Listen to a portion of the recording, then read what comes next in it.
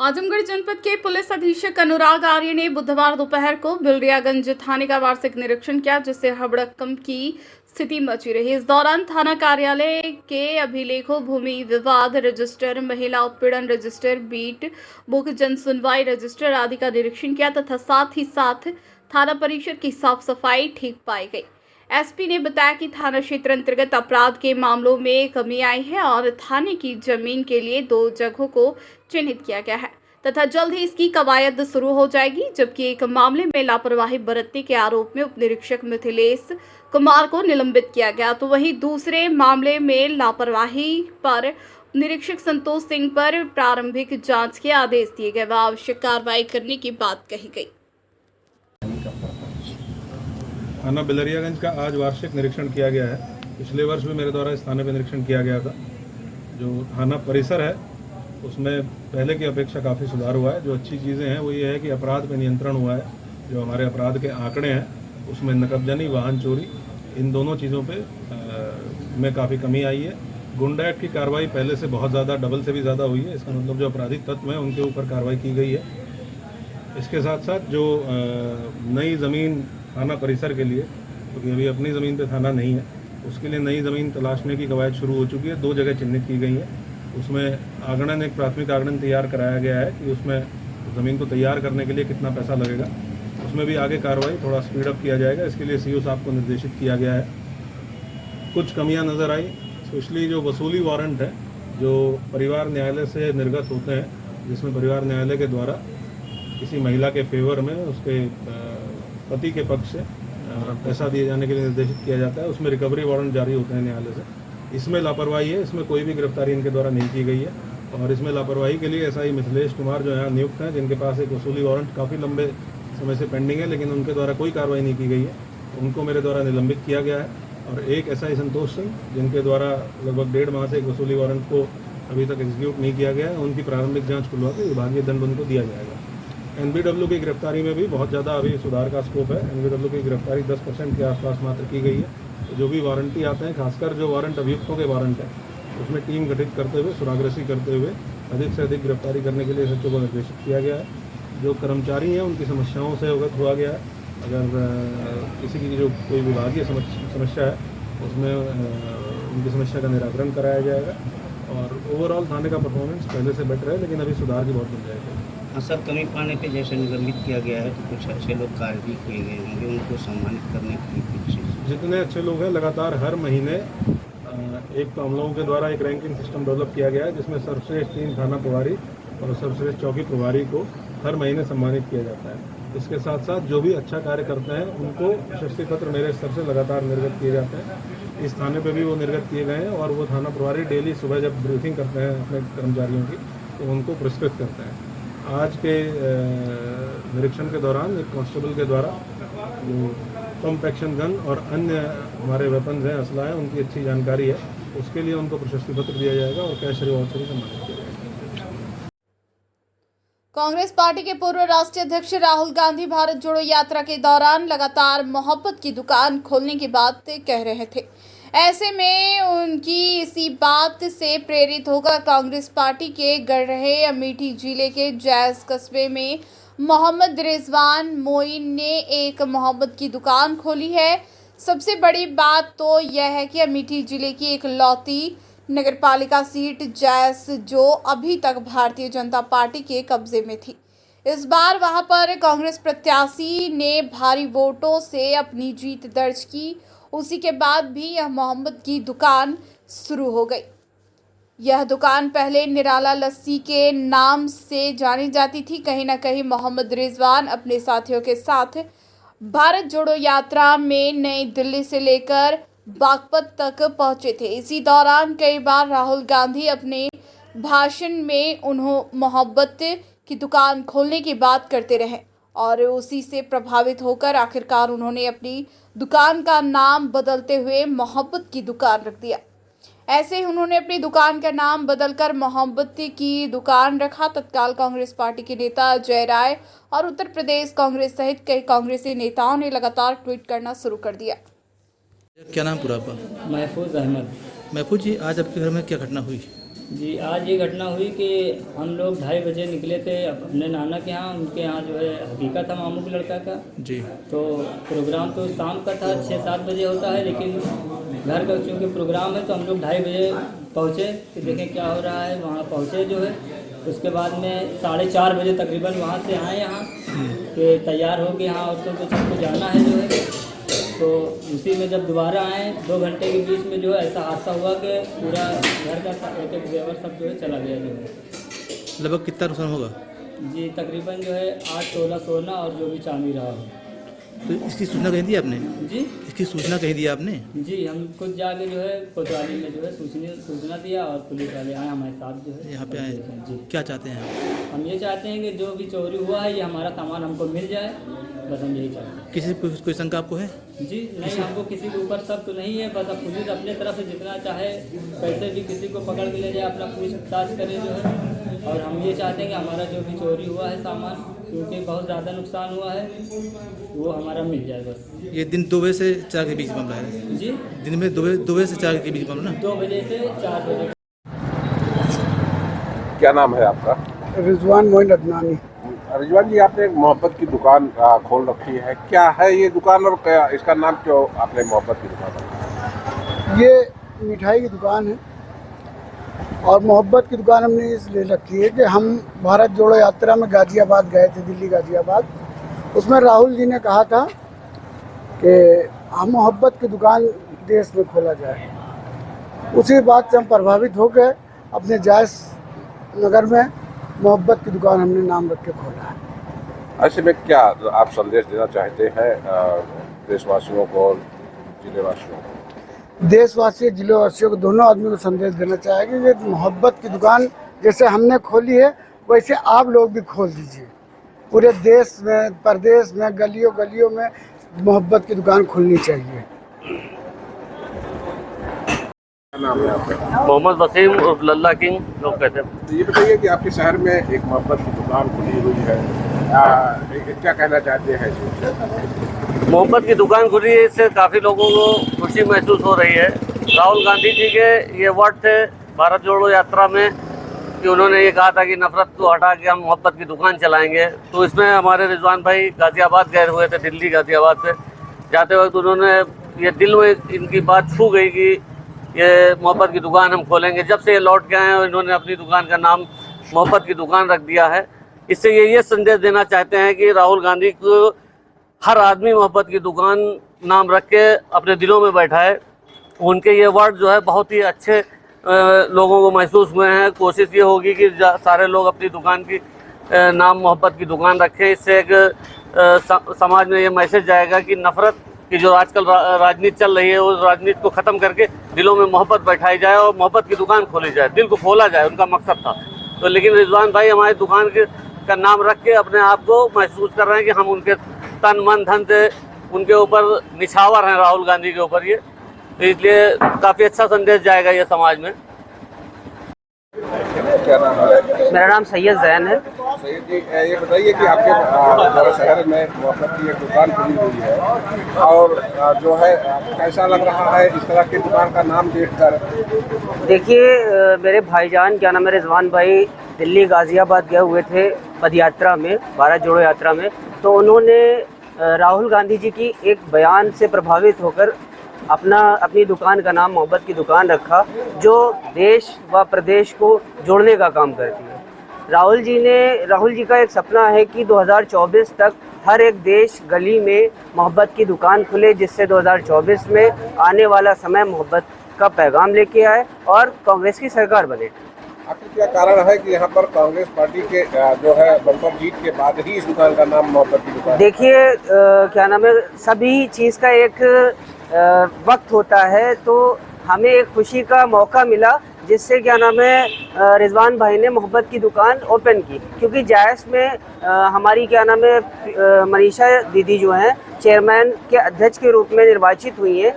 एक मोहब्बत की दुकान खुली तो उसी के ज़रिए मोहब्बत की दुकान रिजवान भाई ने भी खोल दी है अमेठी में नगर जायस में। बड़ी खबर, जनपद बहराइच के हुजूरपुर पुलिस को बड़ी सफलता हाथ लगी है।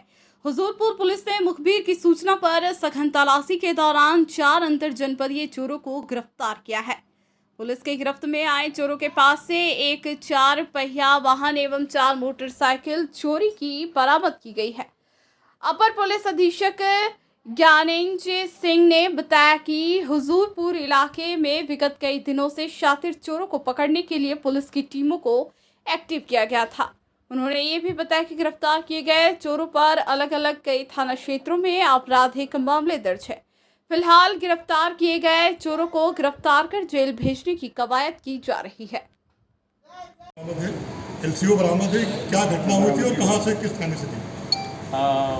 हुजूरपुर थाने की पुलिस को चोरों के एक गैंग को पकड़ने में सफलता हाथ लगी है, जिसमें उन्होंने थानाध्यक्ष और उनकी टीम ने 4 चोरों को गिरफ्तार किया है, जिसमें शिवम सिंह पुत्र अर्जुन सिंह जो कि करनालगंज गोंडा का रहने वाला है, साथ ही साथ सुधीर सिंह पुत्र संजय सिंह जो चिरैया टाड़ हुजूरपुर का रहने वाला है, दिवाकर सिंह पुत्र रामनारायण सिंह चिरैया टाड़ हुजूरपुर का रहने वाला है, कन्हैया सिंह पुत्र चवल बहादुर सिंह बिलियागंज बयारपुर का रहने वाला है। इसमें 2 लोग शिवम सिंह और कन्हैया सिंह पहले से टावर में काम कर चुके थे और उनको पता था कि इसमें एक एलसीओ लगता है जो कि महंगा इक्विपमेंट है, उसकी चोरी उन्होंने की थी।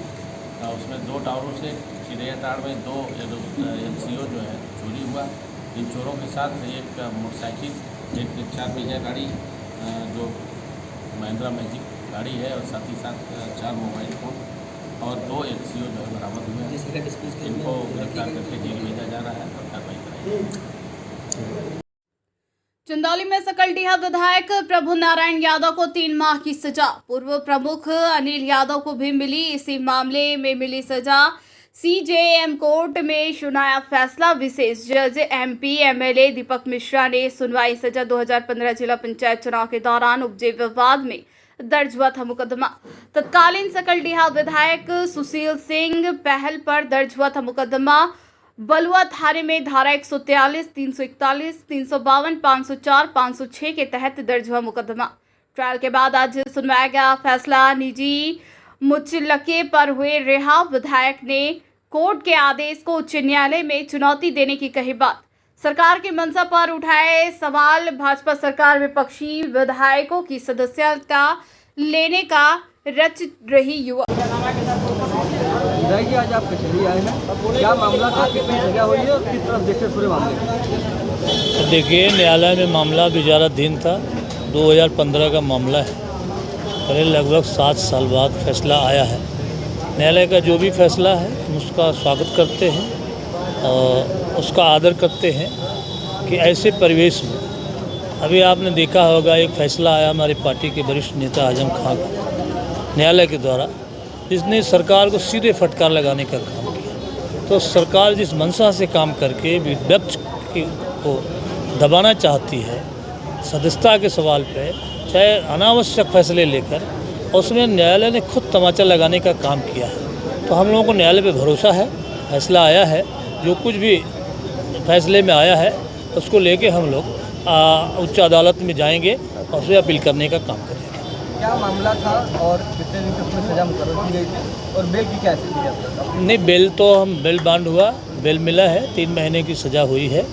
इसको लेकर हम लोग जिला जज के यहाँ दाखिल करने का काम करेंगे। मामला क्या है, किस मामले में? मामला था, चुनाव का दौर था। जो वर्तमान विधायक थे उनके द्वारा उनके अपनी पार्टी के उम्मीदवार के लिए पैसे बांटने का काम हो रहा था। उसमें समाजवादी पार्टी के लोगों ने घेराव किया था और उस कार्रवाई को रोका था और उससे क्षुब्ध होकर उन्होंने हम लोगों को। चंदौली जनपद के सकलडीहा विधानसभा के कस्बा में भारतीय जनता पार्टी सकलडीहा पूर्वी मंडल की मंडल कार्य समिति की बैठक का आयोजन किया गया। मंडल कार्य समिति बैठक की शुरुआत पंडित दीनदयाल उपाध्याय व श्यामा प्रसाद मुखर्जी के तैल चित्र पर माल्यार्पण करके की गई। मंडल कार्य समिति बैठक के मुख्य अतिथि सकलडीहा विधानसभा के निवर्तमान प्रत्याशी भाजपा नेता सूर्यमुनि तिवारी रहे। कार्य समिति की अध्यक्षता मंडल अध्यक्ष भानु प्रताप सिंह व संचालन मंडल महामंत्री मुसाफिर प्रजापति ने किया। इस दौरान मुख्य अतिथि भाजपा नेता सूर्यमुनि तिवारी ने मंडल कार्य समिति को संबोधित करते हुए कहा कि भारतीय जनता पार्टी कार्यकर्ता आधारित राजनीतिक पार्टी है, जो आज कार्यकर्ता के दम पर देश के कई राज्यों में प्रचंड बहुमत की सरकार चल रही है।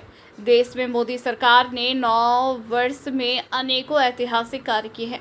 देश में मोदी सरकार ने 9 वर्ष में ऐतिहासिक योजनाओं को चलाकर महिलाओं को आत्मनिर्भर बना रही है। जनपद में केंद्रीय मंत्री भारत सरकार व सांसद चंदौली व महेंद्र नाथ पांडे ने ऐतिहासिक कार्य किया, जिससे स्वास्थ्य, शिक्षा, सड़क सहित सभी क्षेत्रों में विकास हो रहा है।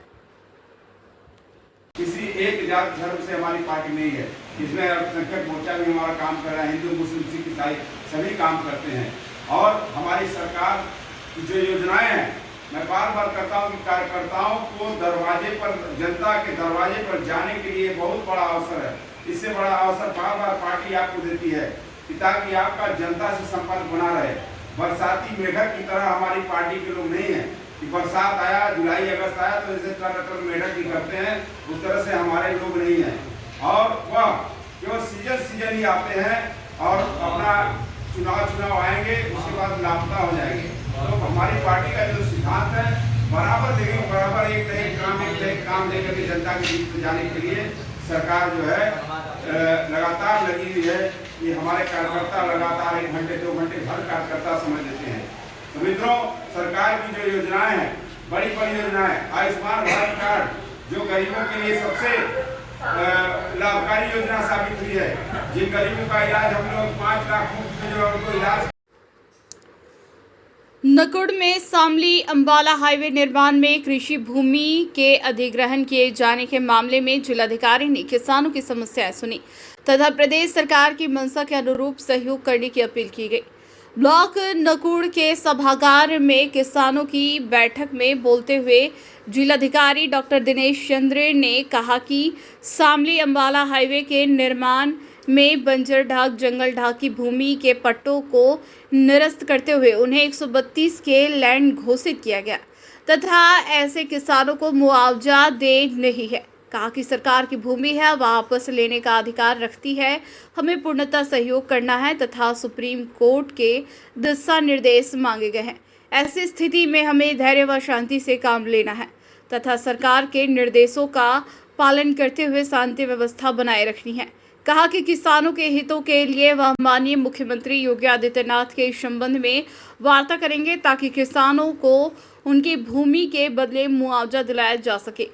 इससे पूर्व किसानों ने उनके समक्ष अपनी वेदना रखी कि 50 सालों से मेहनत करके पट्टों की भूमि को उन्होंने उपजाऊ बनाया है, उन्हें सरकार अधिग्रहण के बदले में सर्किल रेट पर मुआवजा दे ताकि वे कोई रोजगार चला सके। इस दौरान ADM F Rajnish Mishra, SDM Ajay Kumar, अम्बस्टर हाईवे अथॉरिटी के पदाधिकारी व भारी संख्या में किसान मौजूद रहे।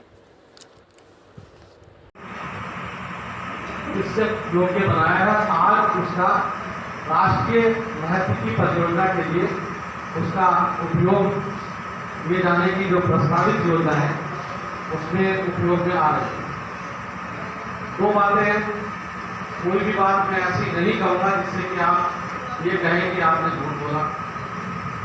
साथ ही साथ मैं ये भी जरूर चाहूँगा कि आपको किसी प्रकार से जो ये जमीन जा रही है इसका आप मिल सके, इस विषय पर कैसे चिंतन किया है।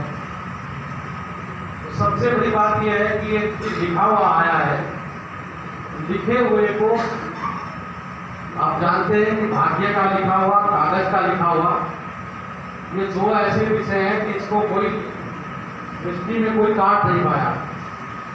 अगर किसी के भाग्य में जो लिखा है और कागज पर जिसने लिख दिया है, तो वही चीजें ऐसी हैं जिसको किसी के नहीं कि उसको काट देगा। लेकिन मैं बार बार कहूँगा, इसमें कभी आपकी नहीं है। आपको पट्टा दिया गया, आपने उसको मेहनत करके, परिश्रम करके, वो पसीना बहा के उसको योग्य होता है। अब इसमें सरकार के सामने भी एक दिक्कत है जो मैं आपको बताना चाहता। इसमें सुप्रीम कोर्ट ने आर्डर 2021-2001 में हिंचलाल तिवारी बनाम कमला देवी में किया है। उसके अंतर्गत इस ऐसी जमीनों को 132 की जमीन जो तब समय जमींदारी विनाश अधिनियम 1951 की धारा 132 सार्वजनिक प्रयोजन की भूमि घोषित किया है सुप्रीम कोर्ट ने। बात अब ये सुप्रीम कोर्ट तक जाएगी। सुप्रीम कोर्ट, लेकिन इसमें हम जरूर चाहेंगे कि आपकी कुछ मदद हो। तो पहली बात तो मैं ये प्रकरण माननीय मुख्यमंत्री जी कल आ रहे हैं, मैं जरूर इसमें संज्ञान में रखूंगा और सरकार स्तर पर अगर कोई निर्णय लिया जा सकता है तो मैं बलपूर्वक आपकी बात करूँगा कि इसमें किसानों की कोई गलती नहीं है, इस पर